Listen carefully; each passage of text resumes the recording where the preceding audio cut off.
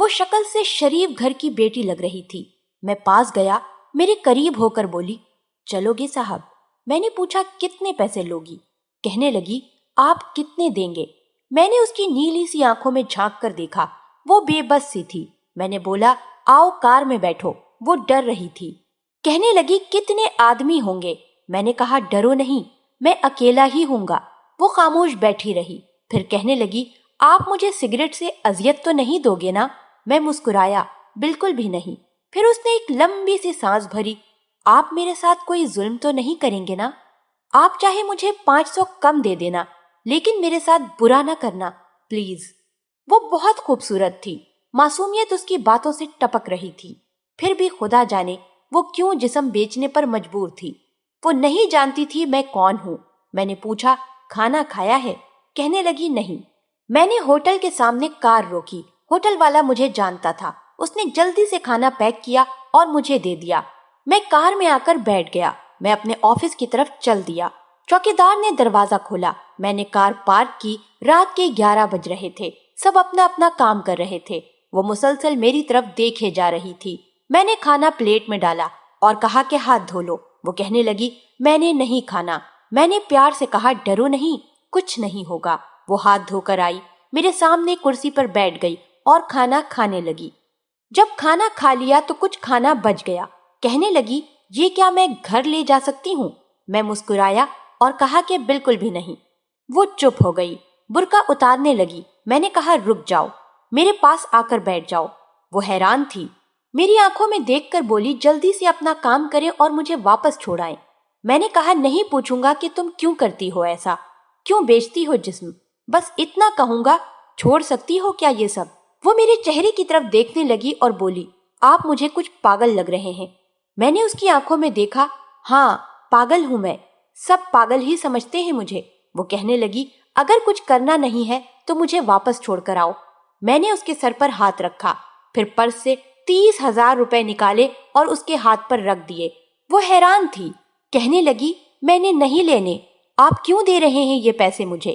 میں نے اس کے چہرے پہ ایک تھکن محسوس کی تھی، وہ اپنے آنسو رو کے بیٹھی تھی، بارہا کہہ رہی تھی، مجھے واپس چھوڑاؤ، مجھے ڈر لگ رہا ہے۔ میں نے اسے یقین دلایا کہ ڈرنے کی کوئی بات نہیں ہے۔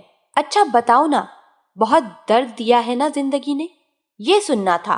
اس کی آنکھیں نم ہو گئیں، جیسے کوئی قیامت اس پہ گزر گئی ہو۔ میں سمجھ چکا تھا کہ کوئی بہت بڑا درد لیے گھوم رہی ہے۔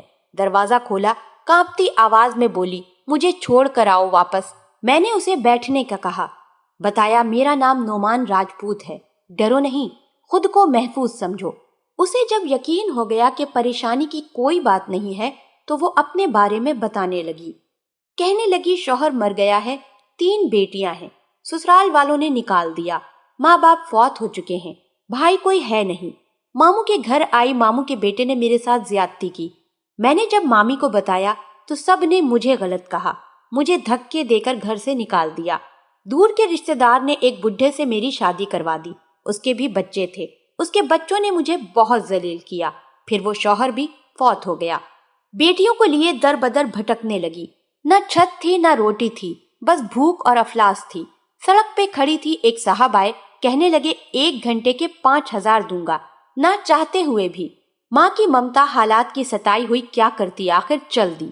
اب ہر روز جسم بیچتی ہوں، کرائے کا گھر لیا ہے، بیٹیوں کو اکیلا چھوڑ کر آتی ہوں، کیا کروں؟ بہت بار سوچا کہ خودکشی کر لوں، لیکن بیٹیوں کو دیکھ کر ہمت نہیں ہوتی۔ وہ رو رہی تھی، میں زمانے کی بے حسی محسوس کر رہا تھا۔ اس کے سر پہ ہاتھ رکھا، اسے کہا، نعمان تمہارا بھائی ہے، تم اپنی بیٹیوں کو لو اور میرے آفس کے اوپر ایک روم بنا ہے، اس میں رہو۔ وہ یقین نہیں کر پا رہی تھی، کار میں بٹھایا، اس کے گھر پہنچایا۔ بیٹیاں سوئی ہوئی تھیں، بہت پیاری تھیں، گود میں اٹھایا، دل کو سکون ملا۔ وہ مسلسل روئے جا رہی تھی، مجھے کہنے لگی، آپ فرشتے ہیں، آپ کون ہیں؟ میں اسے اپنے آفس لے آیا، وہ دعائیں دینے لگی، جھولی اٹھا کر نہ جانے کتنی دعائیں دیتی رہی۔ میں نے اسے کہا کہ جا کر سو جاؤ۔ میں اپنے آفس کے روم میں گیا، میرے سامنے سے وہ چہرہ گزرا جو ایک لڑکی اپنے شوہر سے جھگڑ رہی تھی، اسے کہہ رہی تھی، مجھے طلاق دو، تم کو میری قدر ہی نہیں ہے۔ وہ اپنا گھر جلا رہی تھی اپنی بے وقوفی کی وجہ سے۔ وہ بیچاری کیا جانے زمانے کی تلخیاں کیا ہوتی ہیں۔ زمانے کا ڈسنا کیا ہوتا ہے۔ میں بتانا چاہتا تھا، اپنا گھر جان بوجھ کر اجاڑنے والی لڑکیوں کو طلاقیں لینا آسان ہے، اس کے بعد جینا موت ہے۔ کبھی ساس کا رونا، کبھی نند کا سیاپا، کبھی جٹھانی سے لڑائی، یہ ہر گھر کی بات ہے۔ اس کا ہرگز مطلب طلاق لینا یا گھر اجاڑنا نہیں ہے۔ کم عمری میں ہی میرے سر کے بال سفید ہو گئے ہیں۔ ہزاروں آنکھوں کے آنسو دیکھ کر اپنے گھروں کو آباد رکھو۔ خدا کی قسم، ایک وقت آتا ہے نہ بھائی حال پوچھتے ہیں، نہ سگی بہنیں، سب وقت کے ساتھ چہرے کے نقاب بدل لیتے ہیں۔ نعمان ہر جگہ ہر کسی کو تھامنے کے لیے کھڑا نہیں ملے گا۔ ہاں، میری کہانی کسی کو بربادی سے پہلے بچا لے گی۔ ہمسفر کیسا بھی ہو، وہ تمہاری ڈھال ہے۔ شادی کے بعد سگے بھائی سے خرچہ لینا بھی بھیک مانگنے جیسا لگتا ہے۔ میری باتیں وہ عورتیں سمجھ سکتی ہیں جس پر ایسا کچھ گزرا ہو۔ ہمسفر جیسا بھی ہو، وہ تمہارا لباس ہے۔ یاد رکھنا، زمانے کے لیے تم صرف ایک گوشت کا ٹکڑا ہو۔ وہ زمانے گزرے، مدت ہوئی جب رشتوں کا پاس رکھا جاتا تھا۔ اب رشتوں سے کھیلا جا سکتا ہے، ہوس پوری کی جا سکتی ہے، پھر پھینک دیا جاتا ہے۔ ہاں، قسمت میں لکھا ہم بدل نہیں سکتے، لیکن قسمت خود لکھ بھی سکتے ہیں، صبر اور برداشت اور جھک کر۔ نہ جانے کتنی عورتیں صرف اس لیے گھر اجاڑ دیتی ہیں کہ اس کا شوہر اس کو ٹائم نہیں دیتا۔ ہاں، یہ شکوہ کرنا درست ہے، لیکن کیا گارنٹی ہے کہ اس کے بعد زندگی میں آنے والا اس سے بھی زیادہ برا ہو؟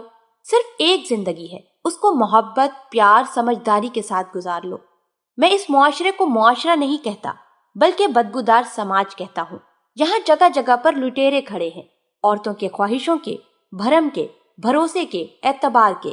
بس آخری یہ ایک بات کہوں گا، اگر تم کو پیٹ بھرنے کے لیے چار دیواری سے باہر نہیں جانا پڑ رہا، اگر تم کو جسم نہیں بیچنا پڑ رہا، اگر تمہارے سر پہ چادر ہے، اگر لوگ تمہارا سودا نہیں کرتے، اگر لوگ تم کو وحشیہ نہیں کہتے، اگر تمہارا دامن پاکیزہ ہے، اگر تم رات کو محفوظ پناہ گاہ میں سوتی ہو، نہ کرنا برباد اپنا آشیانہ، ورنہ رونتی جاؤ گی، نوچ لی جاؤ گی۔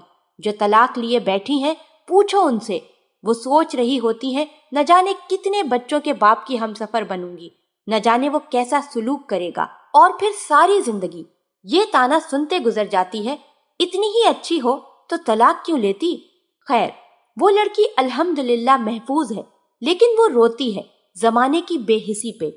اور جانتے ہو، کسی عورت کی بربادی میں کہیں نہ کہیں مرد کا ہاتھ ہوتا ہے۔